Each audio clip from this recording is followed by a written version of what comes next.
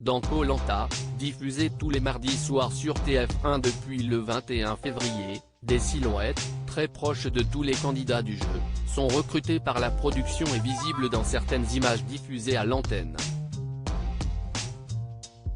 Le jeu de TF1 présenté par Denis Brognard n'a jamais livré tous ses secrets de fabrication.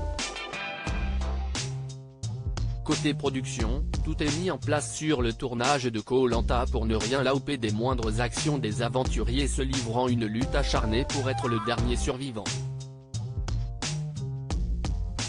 L'émission est un gros barnum puisque 200 à 250 personnes sont embauchées sur place et travaillent sur le programme au cours de la saison, et même en amont concernant les constructeurs des épreuves.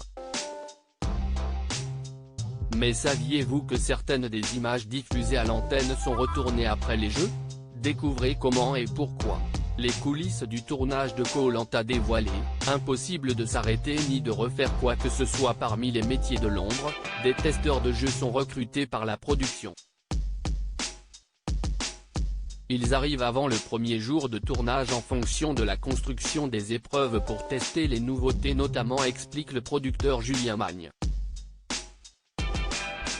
Leur rôle est primordial, il y a autant de testeurs que de concurrents.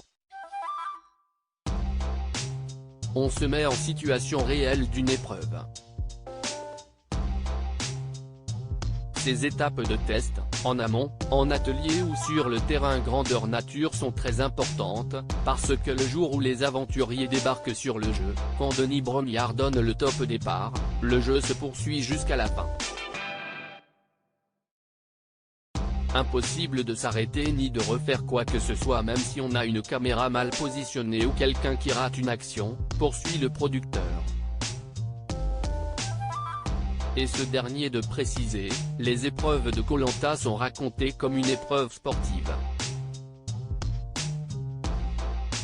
Dans un match de foot, on ne va pas redemander à Messi de retirer son coup franc si on n'avait pas les caméras sur lui.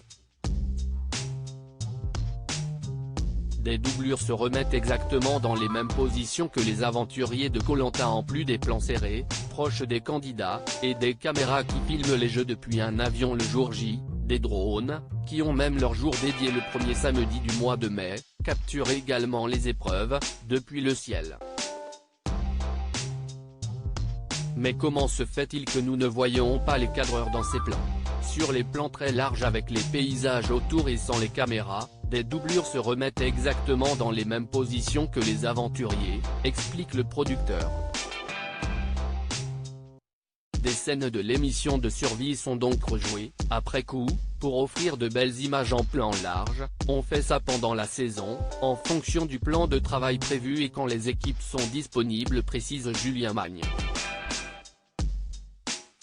Notons que certaines images de drones sont également filmées le jour J, avec les vrais candidats.